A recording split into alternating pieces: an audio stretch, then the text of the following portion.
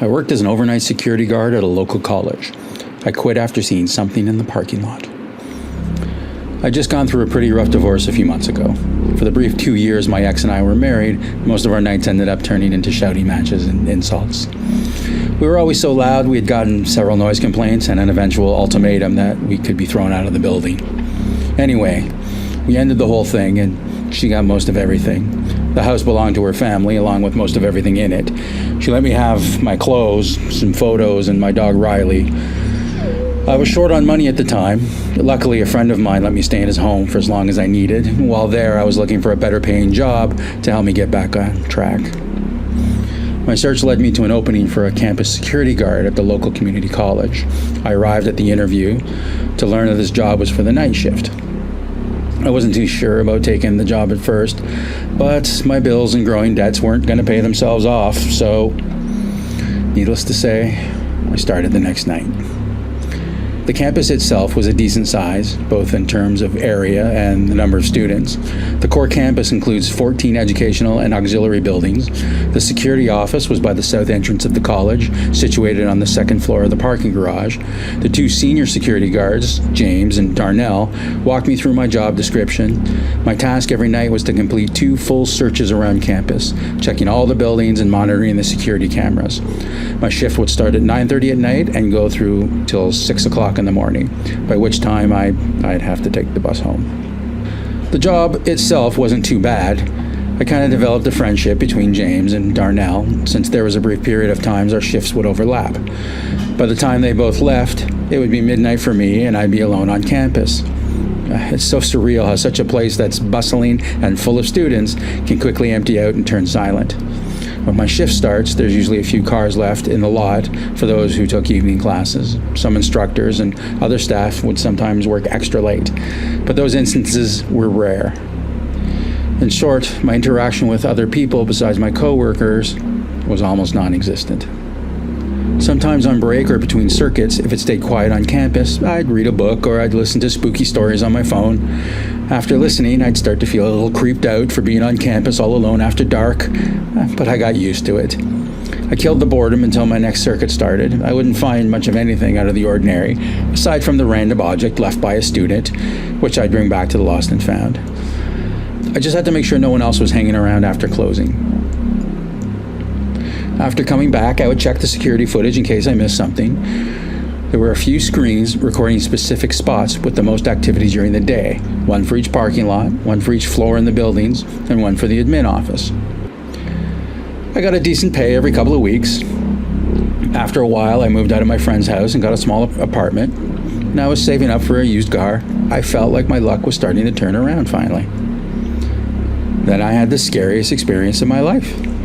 I was left alone around midnight, like always.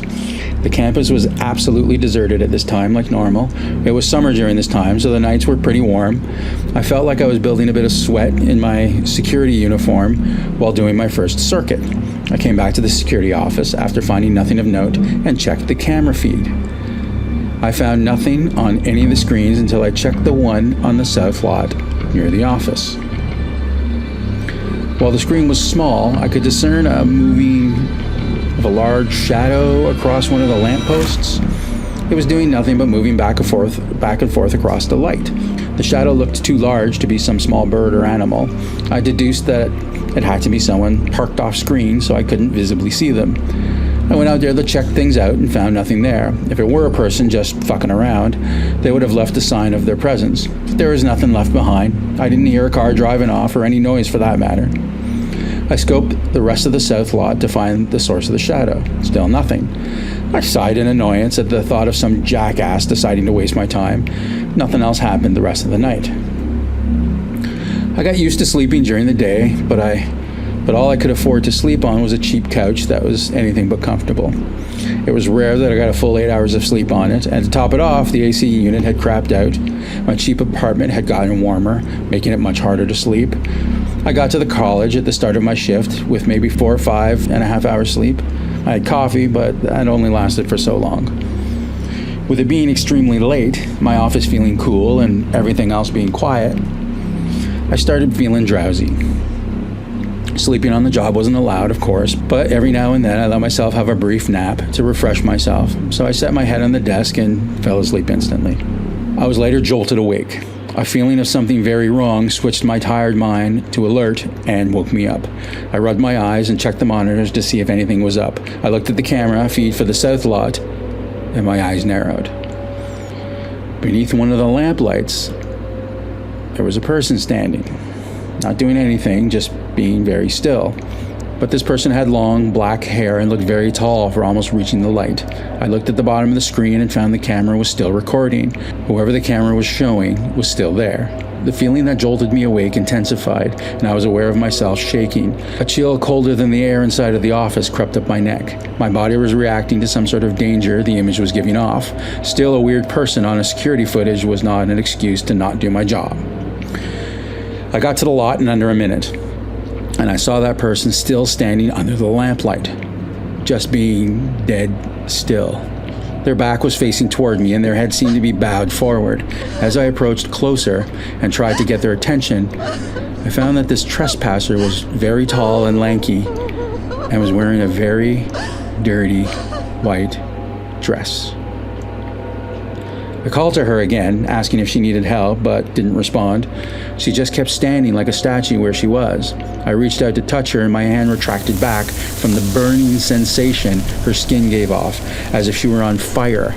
I cursed and shook my hand to cool it off. The lady moved for the first time, her head lifted upward, as if finally acknowledging I was there. She turned around, and I started to track backwards. Her body was humanoid, but she had the head of a goat or a ram. The fur was pitch black, contrasting against her pale skin and white dress. The eyes were red like burning embers, and strands of flesh hung off its curved horns. As my backwards walk sped up, I could hear her give off a deep, thunderous roar. I ran backwards toward the office, and I swear I could hear the thing sprinting after me. I ran faster than I'd ever had in my life and barricaded myself in the security office. For good measure, I switched off the lights inside and called 911. I told them something was on campus, and they sent someone over. I hung up and strained my ears to hear any noise outside my office. It was hard to notice anything other than the pounding of my heart working overtime. It felt like an eternity before I heard the knocking at the door. The cops notified their presence, and I slowly opened the door. They questioned me about what I called for, and when I told them, they looked at me as if I were a mental patient or drug user. I played the footage back for them, and there the thing was. At the very least, they weren't going to arrest me for making a fake emergency call, but with the trespasser gone, there wasn't much they could do. They left, and once again I was alone. This time I was very afraid. Not that I was alone, but afraid that I wasn't alone.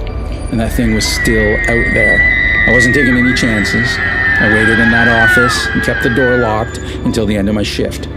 I left a note saying I resigned immediately, and I never went back.